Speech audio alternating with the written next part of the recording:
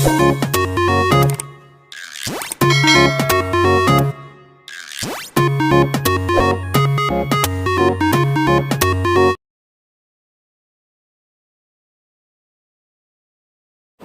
मैंने आपको पहले भी कहा था कि जो ज्योमेट्री के ज़्यादातर चैप्टर्स है वो सारे वही है जो आपने 9th में पढ़े थे, है ना। नेम भी उनके वही है, सर्कल्स है, क्वाड्रिलेटरल्स है, ट्राइंगल्स है, यही है सारे चैप्टर्स। लेकिन अब जब वहाँ पढ़े थे नेम सेम है, लेकिन क्वेश्चन तो सेम नहीं होंगे और ना ही उनके अंदर की चीज़ें सेम है। अगर जो 9th में पढ़ लिया है तो वो रिपीट थोड़ी कराएंगे 10th में, तो 10th में चीज़ें अलग है। तो ट्राइंगल्स आपने 9th में भी पढ़ा था ना। वो तुम्हारी क्लास थी जिसको मैंने ऑनलाइन पढ़ाया 9th में, है। और तुम्हारी इतनी ऐसी बदमाश क्लास की मेरे से कभी पूछने का वाइस मैम आ रही है उसमें, तो कह रहे कि मैम दिख ही नहीं रहा। वो तुम ही थे, हैं। वाइस मैम जब ऑनलाइन क्लास में आते थे तो तुम कह रहे थे दिख ही नहीं रहा। और जब तक मैं बोलती जा रही हूँ, पढ़ाती जा रही हूँ, यस मैम, हाँ मैम, समझ में सब आ रहा है। यहाँ देखो, तो ट्राइंगल्स में वहाँ जो तुमने पढ़ा था वो कॉन्ग्रेंट ट्राइंगल पढ़ा था ना। कॉन्ग्रेंट ट्राइंगल्स पढ़े थे क्लास 9th में, जिसमें तुमने कॉन्ग्रेंसी के 5 रूल पढ़े थे। एक पढ़ा था तुमने ASA, एक पढ़ा था SAS, एक पढ़ा था SSS, एक पढ़ा था LSS और एक पढ़ा था AAS। ये और ये एक ही जैसा होता है, बस इसमें फर्क इतना होता है कि इसमें 2 साइड एंगल, सॉरी ASA नहीं, SAS,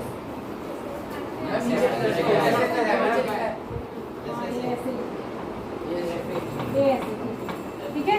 तो ASA और AAS एक ही जैसा होता है, लेकिन इसमें 2 एंगल्स के बीच वाली साइड होती है, इसमें बीच वाली साइड नहीं होती, साइड अलग होती है और एंगल्स 2 अलग होते हैं, ठीक है। तो ये आपने कॉन्ग्रेंट ट्राइंगल्स के लिए पढ़ा था। यहाँ पर जो आप पढ़ेंगे वो कॉन्ग्रेंट ट्राइंगल्स के लिए नहीं पढ़ेंगे, क्या पढ़ेंगे, सिमिलर ट्राइंगल के लिए पढ़ेंगे। किसके लिए पढ़ेंगे, सिमिलर ट्राइंगल के लिए। तो यहाँ तुम्हें सिमिलैरिटी की कंडीशन पढ़नी है, किसके क्या पढ़नी है, सिमिलर ट्राइंगल्स पढ़ने हैं। आप सिमिलैरिटी में और कॉन्ग्रेंसी में अंतर क्या होता है, ध्यान से सुनिए। मैं पूछूंगी इस बात को दूसरी क्लास में, जो मैं पहली क्लास में बता रही हूँ। कॉन्ग्रेंट में और सिमिलर में क्या अंतर होता है। देखो ये मेरा हाथ है, दोनों हाथ हैं, ये मैं अगर ऐसे जोड़ूँ तो ये एक दूसरे को ओवरलैप कर लेते हैं ना। तो जब 2 चीज़ें शेप में और साइज में दोनों में एक जैसी होती है, शेप में और साइज में दोनों में एक जैसी होती है, तो कहते हैं कि वो कॉन्ग्रेंट है। कैसी है, कॉन्ग्रेंट है। लेकिन जब शेप में तो एक जैसी होती है लेकिन साइज में एक जैसी नहीं होती, तो उनको क्या कहते हैं, सिमिलर कहते हैं। अच्छा, शेप और साइज से मतलब क्या है। देखो शेप किस चीज़ से चेंज होती है, मुझे बताओ, क्या चेंज होने से शेप चेंज होगी है, क्या चीज चेंज होने से शेप चेंज हो जाती है, एंगल चेंज होने से शेप चेंज हो जाती है। तो जब 2 चीज़ों में शेप अलग अलग होगी तो उनके एंगल्स अलग अलग होंगे, तभी शेप अलग अलग होगी, ठीक है। तो मैंने कहा कि सिमिलर वो होते हैं जो शेप में एक जैसे होते हैं लेकिन साइज में एक जैसे नहीं होते। तो यानी कि उनके एंगल्स एक जैसे होंगे, एंगल्स क्या होंगे, एक जैसे होंगे, लेकिन जो साइड्स होंगी, साइड्स एक जैसी नहीं होंगी, साइड्स बड़ी छोटी होंगी, लेकिन साइड्स प्रोपोर्शनल होंगी। क्या होंगी, प्रोपोर्शनल। अब ध्यान दीजिए, इधर मैं लिख रही हूँ सिमिलर और इधर मैं लिख रही हूँ कॉन्ग्रेंट। मैं कंपेयर करके पढ़ा रही हूँ, आपको ध्यान से सुनिए, ये आप 9th में पढ़ चुके। यहाँ पर सेम शेप होगी लेकिन साइज सेम नहीं होगा। यहाँ पर सेम साइज भी होगा और शेप भी होगा, दोनों एक जैसे होंगे। यहाँ पर जो होगा वो साइड्स जो होंगी वो प्रोपोर्शनल होंगी। प्रोपोर्शनल का मतलब क्या होता है, उनका रेशो एक जैसा होगा। और यहाँ पर जो साइड्स होंगी वो इक्वल होंगी। वो क्या होंगी, इक्वल होंगी। कैसे, अब मैं इसको डिफरेंस आपको फिगर से बताती हूँ, आप तब समझेंगे। जैसे अगर मैं यहाँ देखो, ये मैंने 2 ट्राइंगल बनाए, एक ट्राइंगल ये बनाया और एक ट्राइंगल ये बनाया। ध्यान से देखना है, बेसिक समझना बहुत जरूरी है, तब आगे समझना आता है। ये मैंने बनाया ABC और ये मैंने बनाया DEF, ठीक है। 2 ट्राइंगल बना दिए। अगर AB जो है वो DE के इक्वल है, BC जो है वो EF के इक्वल है और AC जो है वो DF के इक्वल है, यानी तीनों साइड्स इक्वल है। कैसी साइड्स? करस्पॉन्डिंग। करस्पॉन्डिंग का क्या यूज होता है? करस्पॉन्डिंग वर्ड कहाँ यूज करते हैं? जब इधर वाले के ही इक्वल है, नीचे वाले के इक्वल और इस साइड वाली इसको कहते हैं करस्पॉन्डिंग। ऐसा नहीं कि ये इसके इक्वल ये इसके इक्वल, ऐसा नहीं। जिस साइड की बात कर रहे हैं उसी साइड की ये वाली साइड इसके इक्वल है, तो करस्पॉन्डिंग साइड्स इक्वल होती है। और मान लिया ये एंगल 60 है तो इसका भी ये 60 है, ये 70 है तो इसका भी ये 70 है, और ये 50 है तो इसका भी ये 50 है। तो तब कहेंगे कि ये दोनों जो शेप्स हैं, दोनों ट्रायंगल्स हैं, कॉन्ग्रेंट हैं। कैसे हैं? कॉन्ग्रेंट। कॉन्ग्रेंट में ये कंडीशन जरूर हम लगाते थे, कॉन्ग्रेंट प्रूव करने के लिए लगाते थे, लेकिन जब कॉन्ग्रेंट प्रूव हो जाता था तो उनकी सारी साइड्स और सारे एंगल्स इक्वल कहलाते थे, CP से कहलाते थे कि नहीं कहलाते थे। यानी कि जो दो फिगर्स कॉन्ग्रेंट होती हैं उनकी शेप एंड साइज दोनों एक जैसी होती है, लेकिन जो दोनों फिगर्स सिमिलर होती हैं उनमें क्या होता है? देखिए, ये मैंने एक ट्रायंगल बनाया, ठीक है, और ये मैंने दूसरा ट्रायंगल बनाया, ठीक है। अब इसमें भी वही है, मान लिया ये 60 है तो ये भी 60 है, ये 70 है तो ये भी 70 है, और ये 50 है तो ये भी 50 है। यानी कि तभी इनकी देखने में सेम शेप होगी जब इनके एंगल्स एक जैसे होंगे, ठीक है, करस्पॉन्डिंग एंगल्स एक जैसे होंगे। लेकिन अगर ये 2 है तो ये 4 है, ये 3 है तो ये 6 है, और ये 4 है तो ये 8 है। तो इसमें क्या होगा? देखो, जो करस्पॉन्डिंग साइड्स है, इसके करस्पॉन्डिंग साइड ये वाली हुई, तो इन दोनों का जो प्रोपोर्शनलिटी जो रेशो होगा वो कितना होगा? 1/2, और इनका भी कितना होगा? 1/2, और इनका भी कितना होगा? 1/2। यानी कि ये आपस में क्या हुआ? प्रोपोर्शनल हुई, तीनों का रेशो सेम है, तो इनको कहते हैं साइड्स का प्रोपोर्शनल होना। तो सिमिलरिटी में ये अंतर होता है, उसमें एंगल्स तो इक्वल होते हैं लेकिन साइड्स क्या होती है? प्रोपोर्शनल होती है। साइड्स क्या होती है? प्रोपोर्शनल। यानी जो इसका और इसका रेशो आएगा वही इसका और इसका भी आएगा, और वही इसका और इसका भी आएगा। कितनी देर तक खटर घुमाने के बाद उसने नीचे फेंक दिया। इसका दूसरा मतलब यह है कि you are not concentrating in the class, तुम कंसंट्रेशन कर ही नहीं पा रहे हो और दूसरे को भी डिस्टर्ब कर रहे हो। मैं इग्नोर कर रही हूँ, लास्ट में तूने गिराई दी। समझ में आया आपको? कब होती है दो फिगर कॉन्ग्रेंट? कॉन्ग्रेंट पूछ रही, जब शेप एंड साइज दोनों एक जैसा होगा। शेप एंड साइज का मतलब है, शेप से मतलब है एंगल से, और साइज से मतलब है साइड से। तो जब साइड्स भी इक्वल होंगी और एंगल्स भी इक्वल होंगे तो क्या होंगे? कॉन्ग्रेंट। लेकिन जब एंगल्स इक्वल होंगे लेकिन साइड्स प्रोपोर्शनल होंगी, इक्वल नहीं होंगी, छोटी बड़ी होंगी लेकिन प्रोपोर्शनल होंगी, तो वो क्या कहलाएंगे? सिमिलर। हमें यहाँ क्या पढ़ना है? Similar triangle. कॉन्ग्रेंट ट्रायंगल नहीं पढ़ने, क्या पढ़ना है? सिमिलर। कॉन्ग्रेंट आपने कहाँ पढ़ा था? 9, ठीक है। तो अब देखो, आ जाओ सीधे एक्सरसाइज नंबर 1 पे। 6.1 पर ये ओरल है, 6.1 इज ओरल। 122, page number 122।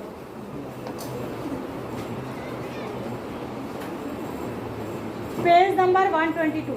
देखिए, fill in the blanks using the correct word given in the brackets. मैं पढ़ूंगी, आप आंसर बताएंगे।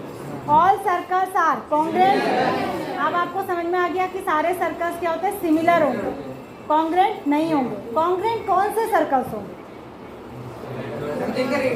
जिनका रेडियस सेम, जो एक ही रेडियस के होंगे तो वो सेम ही होंगे एक दिन, तो वो कॉन्ग्रेंट होंगे, ठीक है। अगला, all squares are similar, all dash triangles are similar, equilateral triangles क्या होंगे? सिमिलर होंगे, ठीक है, क्योंकि इक्विलेटरल ट्रायंगल में सभी में एंगल्स क्या होंगे? 60। सभी में एंगल्स क्या होंगे? 60, ठीक है। आइसोसेलेस में ज़रूरी नहीं है कि एंगल 60 ही हो सबके, ठीक है। तो यहाँ एक ही जैसे होंगे एंगल वैसे। 2 polygons of the same number of sides are similar if their corresponding angles are equal and their corresponding sides are proportional। समझ आ गई बात? अगला है, give 2 different examples of pair of similar figures। Similar figures के 2 example दीजिए और non similar के भी दीजिए। ऑल स्क्वायर्स, ऑल सर्कल्स सब सिमिलर है, ठीक है। और वैसे भी अगर अपने एनवायरनमेंट में देखोगे तो क्या क्या है? कुछ दिख रहा है सिमिलर या कॉन्ग्रेंट? सिमिलर,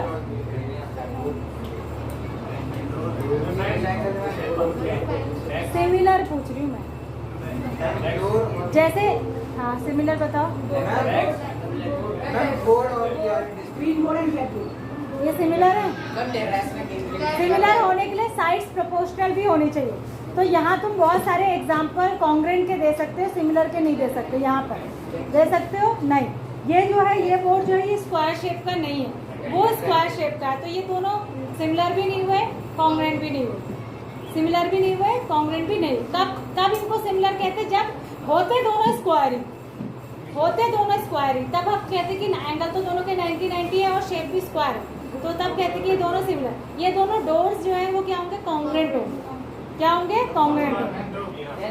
ठीक है, विंडो हो गया, डोर। ये डेस्क जो है सारी अगर एक ही शेप साइज की बनी है तो ये सारी कॉन्ग्रेंट होगी। ठीक है, अब आगे आ जाओ।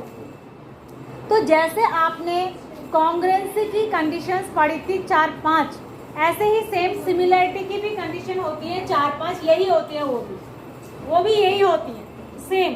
अब आप कहोगे जब यही होती है तो अंतर क्या होता है? अंतर ये होता है जो बीच में ये साइड्स दिख रही है, जहाँ भी आपको साइड दिख रही है वो साइड इक्वल नहीं है, प्रोपोर्शनल है। इक्वल नहीं होगी, क्या होगी, प्रोपोर्शनल होगी। बात समझ में आ गई? जैसे वहाँ तो हम कहते थे ना ये साइड इसके इक्वल, ये साइड इसके इक्वल और बीच वाला एंगल इक्वल, तब जाके ऐसे लगती थी। यहाँ कहेंगे ये साइड इस साइड और इस साइड का जो प्रपोर्शन है वही इस साइड और इस साइड का भी प्रपोर्शन है और इनके बीच का एंगल इक्वल। ठीक है, अभी आप अगली एक्सरसाइज में समझ जाएंगे।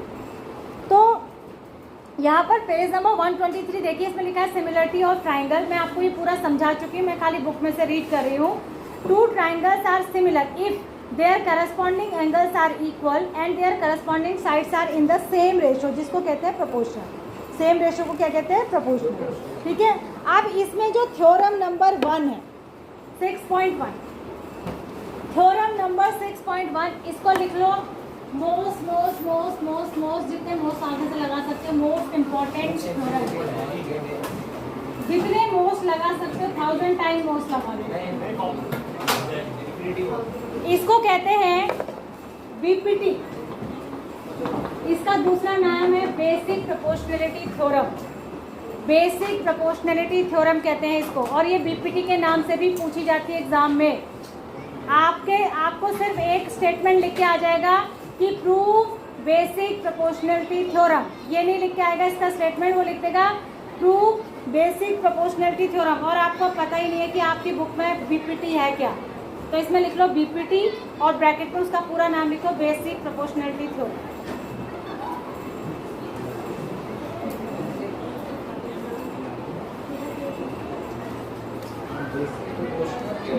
Basic proportionality theorem.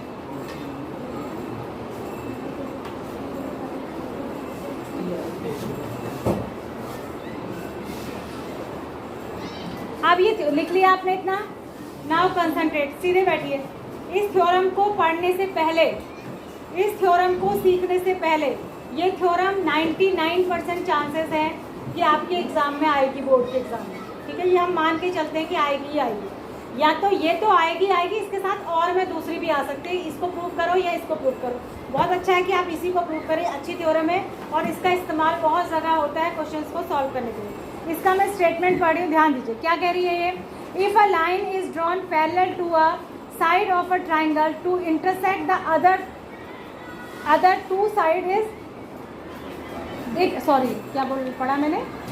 If a line is drawn parallel to one side of a triangle to intersect the other two sides in distinct point, the other two sides are divided into same ratio. क्या कह रहा है? देखो इसको आप कितने बच्चों को समझ में आया?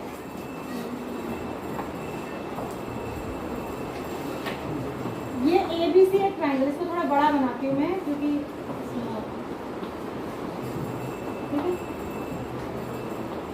ये कह रहा है कि अगर नीचे वाली लाइन के पैरेलल एक लाइन खींची जाए, अगर नीचे वाली लाइन के पैरेलल एक लाइन खींची जाए तो ये क्या कह रहा है? कितनों को समझ में आया? क्या करती है ये दोनों साइड्स को सेम रेशो में डिवाइड करती है। यानी जो इसका और इसका रेशो आएगा वही इसका और इसका रेशो भी आएगा, ऐसा ये कह रही है। और ये लाइन पैरेलल होगी, ये इसने गिवन है, इसका नाम क्या है डी। ये इसके पैरेलल होगी, ये कह रहा है, ठीक है, और ये इनको डिवाइड करेगी। ऐसा हमको प्रूव करना है इक्वल रेशो में। कैसे प्रूव करेंगे उसके लिए बहुत सारा कंस्ट्रक्शन है जो आप ध्यान देंगे। आपने इसमें मेन ध्यान कंस्ट्रक्शन पे रखना है। कंस्ट्रक्शन होगा कि आपने यहाँ से इस पर एक परपेंडिकुलर ड्रॉ करना है। ये डॉटेड लाइन से आप दिखाएंगे, जब आप कॉपी पे करेंगे यहाँ पे मैं डायरेक्ट से दिखा दूँगी। और ई से भी इस पर एक परपेंडिकुलर ड्रॉ करेंगे, इस पॉइंट से इस साइड पे और इस पॉइंट से इस साइड पे परपेंडिकुलर ड्रॉ करेंगे, जिनका नाम आप रख देंगे एम और एन। परपेंडिकुलर क्या होता है, जो हम 90 डिग्री पे ड्रॉ करते हैं, ठीक है, ये हो गया। दूसरा, आप ये नीचे इनको मिला लेंगे, ठीक है, इतना आप कर लेंगे, समझ में आ गया। अब आपको करना क्या है, पहले मैं आपको ओरली बता रही हूँ आपको क्या करना है, फिर मैं आपको बताऊंगी कि इसको प्रूव कैसे करेंगे। आपको सबसे पहले इस ट्राइंगल का एरिया निकालना है। क्या निकालना है, किस ट्राइंगल का एरिया निकालना है, एबीसी। किस ट्राइंगल का एरिया निकालना है, एबीसी का एरिया निकालने, जब हम किसी ट्राइंगल का एरिया निकालते हैं तो उसका एक बहुत ही जनरल फॉर्मूला होता है, half into base into height, half into base into height, ठीक है। हाइट क्या चीज़ होती है, जो 90 डिग्री पे लाइन होती है किसी भी वर्टेक्स से, वो हाइट होती है। तो यानी इस वाले ट्राइंगल की दो हाइट है हमारे कंस्ट्रक्शन के हिसाब से, ये भी इसी की हाइट है और ये भी इसी की हाइट है। तो हम इसका एरिया दो तरीके से निकालेंगे। एक बार हम बेस इसको लेंगे तो हाइट ये हो जाएगी, दूसरी बार हम बेस इसको लेंगे तो हाइट, बात समझ में आ गई। तो मैं लिखूंगी एरिया ऑफ ट्राइंगल एबीसी क्या हो जाएगा, half into AD, AD half into base क्या ले लूँ, पहले एडी ले लेती हूँ, इसके परपेंडिकुलर क्या हो जाएगा, ई एन। ये इक्वेशन 1 हो, ठीक है। उसके बाद मैं लेती हूँ अगेन एरिया ऑफ एडी, फिर से ले आऊंगी एडी का एरिया, इसी का दो बार लेना है, एक बार इसको बेस और इसको परपेंडिकुलर लेके, ध्यान यहाँ दो लकी परिहार, ठीक है। तो ये हो जाएगा हाफ, अब बेस में ले रही हूँ ए को, तो अब परपेंडिकुलर हो जाएगा E N, sorry D N, D, ठीक है। ये क्वेश्चन नंबर 2, इतना समझ आ गया। आप क्या करेंगे, आप क्या करेंगे, देखो दूसरी बात, पहला स्टेप तो यही था, दूसरा स्टेप यह है कि जो इसका एरिया होगा और जो इसका एरिया होगा वो सेम होगा। क्यों सेम होगा, एक थ्योरम थी, सेम बेस पर और सेम पैरेलल्स के बीच में, सेम बेस पर और सेम पैरेलल्स के बीच में अगर दो ट्राइंगल बने होते तो उनका एरिया क्या होता है, सेम। कहाँ पढ़ी थी आप, क्लास 9 में, कौन से चैप्टर में पढ़ी थी, क्वाड्रिलेटरल। कहाँ पढ़ी थी, क्वाड्रिलेटरल। तो सेम बेस ऐसा होता है कि जो हम पिछली क्लास में पढ़ चुके हैं उसको वो फर्दर अगली क्लास में यूज होता है, ठीक है। तो सेम बेस और सेम पैरेलल्स के बीच में अगर दो ट्राइंगल बने तो उनका एरिया इक्वल होगा। पहले मुझे ये पता करना पड़ेगा कि इसका एरिया होगा क्या। अब इसमें एक ही बात ध्यान रखने की है, जो क्लू आपको ध्यान रखना है, क्या, देखो जो कोई भी ट्राइंगल दो तरीके के होते हैं, एक होता, 3 तरीके के होते हैं, एक होता है एक्यूट एंगल ट्राइंगल, एक होता है ऑब्ट्यूज एंगल ट्राइंगल और एक होता है राइट एंगल ट्राइंगल। एक्यूट वो होता है जिसके सारे एंगल्स 90 से छोटे होते हैं, ठीक है, जैसे अभी मैंने 2 बनाए थे। और ऑब्ट्यूज वो होता है जिसमें कम से कम एक एंगल क्या होता है, 90 से बड़ा होता है, और राइट एंगल तो आपको पता है। तो ये ट्राइंगल ऑब्ट्यूज एंगल है और ये भी ट्राइंगल ऑब्ट्यूज एंगल है, क्योंकि देखो इसका ये वाला एंगल 90 से बड़ा दिख रहा है। जो ऑब्ट्यूज एंगल ट्राइंगल होते हैं उनके, सुन लो, जो ऑब्ट्यूज एंगल ट्राइंगल होते हैं उनके सारे परपेंडिकुलर उनके अंदर नहीं होते, उनके सारे परपेंडिकुलर उनके अंदर नहीं होते। इसी ट्राइंगल की कितनी हाइट हो सकती है, 3। कितनी हाइट हो सकती है, 3। देखो अगर मैंने ये ट्राइंगल बनाया तो इसकी एक हाइट ये हो सकती है, जो इस वर्टेक्स से डालूंगी, एक ये हो सकती है, एक ये हो सकती है, ठीक है। तो ये कैसा ट्राइंगल है, acute angle. Acute angle triangle के तीनों परपेंडिकुलर उसके अंदर ही आते हैं, लेकिन ऑब्ट्यूज एंगल ट्राइंगल के तीनों परपेंडिकुलर उसके अंदर नहीं आते। इसमें यहाँ से जो मैं परपेंडिकुलर ड्रॉ कर रही हूँ वो बाहर है, ठीक है, और यहाँ से जो परपेंडिकुलर ड्रॉ करूँगी वो अंदर आ जाएगा, और यहाँ से जो परपेंडिकुलर ड्रॉ करूँगी वो भी बाहर जाएगा, ठीक है। तो ये जब इसका आप एरिया निकालेंगे ना तो परपेंडिकुलर यही लेंगे, यही परपेंडिकुलर इसके लिए भी काउंट होगा क्योंकि इसके वर्टेक्स से डाला गया। तो इसका ये वाला परपेंडिकुलर कहाँ जाएगा, बाहर, ठीक है। तो अगर मैं एरिया ऑफ DBE निकालूं तो वो क्या होगा, एरिया ऑफ DBE क्या हो जाएगा, हाफ BD इंटू परपेंडिकुलर क्या होगा, EN, या EN लिखा है पहले तो अभी भी EN लिखा है। इसको कहूँगी इक्वेशन नंबर 3। क्या कहूँगी, इक्वेशन नंबर 3। अब निकालूंगी मैं इसका एरिया। तो एरिया ऑफ DEC, इसका एरिया क्या होगा, हाफ EC और इसका परपेंडिकुलर कौन सा होगा, ये इंटू DL, बाहर आएगा इसका। ये क्वेश्चन नंबर 4। इतनी बात समझ आ गई तो मैं आगे बढ़ूँ, आ गई। अब मुझे इस थ्योरम में प्रूफ क्या करना है कि इसका और इसका रेशो, इसका और इसकी रेशो के बराबर आना चाहिए, यही प्रूफ करना है ना। तो इसका और इसका रेशो निकालने के लिए मुझे करना क्या पड़ेगा, इस ट्राइंगल के साथ इस ट्राइंगल के एरिया को डिवाइड करना पड़ेगा, है ना। क्योंकि इस ट्राइंगल में AD साइड आई थी जब मैंने इसका एरिया लिखा था, और जब इस ट्राइंगल का एरिया लिखा तो DB साइड आई थी। तो इसके नीचे मुझे इसको लाना है, तो मुझे क्या करना पड़ेगा, इसके एरिया को इसके एरिया से डिवाइड करना पड़ेगा। तो अब मैं निकालूंगी एरिया ऑफ ADE। अब ADE का एरिया तो अब मैंने दो तरीके से निकाला है, तो इसमें कौन सा वाला लूंगी, ये वाला जिसमें ये साइड आ रही है, upon area of DBE, area of DBE। तो क्या आ जाएगा, देखो एरिया ऑफ ADE क्या था, ये था ना, half into AD into EN, और ये क्या था, एरिया ऑफ DBE क्या था, half into DD into EN cut गया और ये भी कट गया, ठीक है। तो यहाँ पर जो बचा हुआ था AD upon DD, AD upon हो गया। सिमिलरली जब मैं दूसरे का, इन बाकी के दो का निकालूंगी, तो बाकी के दो का फिर से मैं लिखूंगी एरिया ऑफ AD ऑफ, लिखने की जरूरत है, ऐसे लिख देना, अपॉन एरिया ऑफ DEC। अब इसमें क्या रखूंगी मैं, आपकी बार में रखूंगी half into AE into DM, ठीक है, और नीचे में रखूंगी हाफ इंटू EC इंटू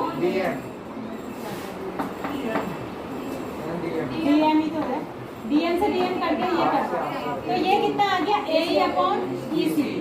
अब अभी तो ये आया है, लेकिन ये इक्वल थोड़ी आए हैं। इक्वल कैसे आएंगे, अपॉन नहीं करेंगे, इक्वल कैसे आएंगे, देखो जो ADE है तो वो तो यहाँ भी ADE है, समझ में आया। अगर नीचे वाले का एरिया, देखो इसका एरिया और इसका एरिया तो एक ही होगा क्योंकि इसको सेम ही ट्राइंगल है। अगर इसका एरिया और इसका एरिया भी इक्वल हो जाए तो ये पूरा फ्रैक्शन इसके इक्वल हो जाएगा कि नहीं, मेरी बात समझ में आ रहा है। ये तो ADE है, ये भी ADE का एरिया, ये तो बराबर है, मतलब ऊपर का न्यूमरेटर तो बराबर ही है दोनों में। अगर डिनोमिनेटर भी बराबर हो जाए तो पूरा फ्रैक्शन इसके इक्वल हो जाएगा। अब डिनोमिनेटर कैसे बराबर है, क्योंकि ये जो दोनों ट्राइंगल्स है ये सेम बेस और सेम पैरेलल्स के बीच में बने। ये दोनों ट्राइंगल्स जो है ना, ये सेम बेस और सेम पैरेलल्स के बीच में बने हैं कि नहीं बने। तो हम लिखेंगे इसके बाद कि triangle DBE and DEC are between same base and same parallels के बीच में, तो इनका एरिया क्या होगा, इक्वल होगा। तो हम लिख देंगे अगली लाइन में कि ये जो फ्रैक्शन है ये किसके इक्वल होगा, इसके इक्वल, ठीक है। तो जब इस इक्वेशन की लेफ्ट हैंड साइड इस इक्वेशन की लेफ्ट हैंड साइड के इक्वल है, तो इसकी राइट हैंड साइड की क्या हो जाएगी, इसकी राइट हैंड साइड की इक्वल। जो इसकी वैल्यू है, अगर वही इसकी वैल्यू है तो दोनों बराबर हो गए। तो इस इक्वेशन को आप नाम देंगे इक्वेशन नंबर 5 और इसको नाम देंगे इक्वेशन नंबर 6। फिर आप कहेंगे from equation 5 and 6 AD upon DB is equals to AE upon EC। ये है बेसिक प्रोपोर्शनलिटी थ्योरम। आगे आप इसको यूज करेंगे एज इट इज। कहीं पर अगर इस लाइन के पैरेलल ये लाइन दी है तो आप खुद ही कह देंगे कि ये इसके इक्वल होगा और ये इसके इक्वल, सॉरी इसका अपॉन ये और इसका अपॉन ये दोनों क्या होंगे, इक्वल होंगे, ठीक है। बात समझ में आ गई। फिर से देख लीजिए, आपको ये प्रूव करना है कि अगर इस लाइन के पैरेलल एक लाइन खींचेंगे तो ये दोनों साइड्स को इक्वल रेशो में डिवाइड करेंगे। कुल मिला के दूसरी लैंग्वेज में आपको लिखना है कि AD upon DB is equal to AE upon EC। इसको शुरुआत कैसे करेंगे, सबसे पहले हम दो परपेंडिकुलर ड्रॉ करेंगे, क्योंकि हमें इस ट्राइंगल का एरिया दो तरीके से निकालना है। एक तो ये बेस और ये परपेंडिकुलर लेके, एक ये बेस और ये परपेंडिकुलर लेके निकाल लेंगे। दोनों एरिया लिख दिए हमने। उसके बाद इसके साथ एक बार एरिया लेना है इसका और इसी के साथ एक बार एरिया लेना है इसका। इसीलिए इसका एरिया मैंने दो तरीके से निकाला। तो जिस साइड AD लिया है उसके साथ ये वाला ट्राइंगल लेंगे एरिया के लिए, और जिस साइड AE लिया है उसके साथ नीचे वाला ट्राइंगल लेंगे। दोनों को क्या कर देंगे, डिवाइड कर देंगे। जैसे ही आप डिवाइड करेंगे तो आप देखेंगे कि ऊपर तो दोनों में ADE आ रहा है, लेकिन नीचे के ट्राइंगल अलग अलग है। और इन नीचे के ट्राइंगल्स का एरिया भी इक्वल होगा, क्योंकि ये दोनों ट्राइंगल सेम बेस और सेम पैरेलल्स के बीच में बने हुए हैं। तो अगली लाइन में आप कह देंगे कि these two are the two triangles between same base and same parallel, therefore area of these two triangle will be equal. और जब ये इक्वल हो गया, भाई ये तो इसके इक्वल है ही, जब नीचे वाला भी इसके इक्वल हो गया तो पूरा फ्रैक्शन इसके इक्वल हो गया। जब ये इसके इक्वल हो गया तो इसकी जो राइट हैंड साइड है वो भी क्या हो जाएगी, इक्वल हो जाएगी। समझ में आया?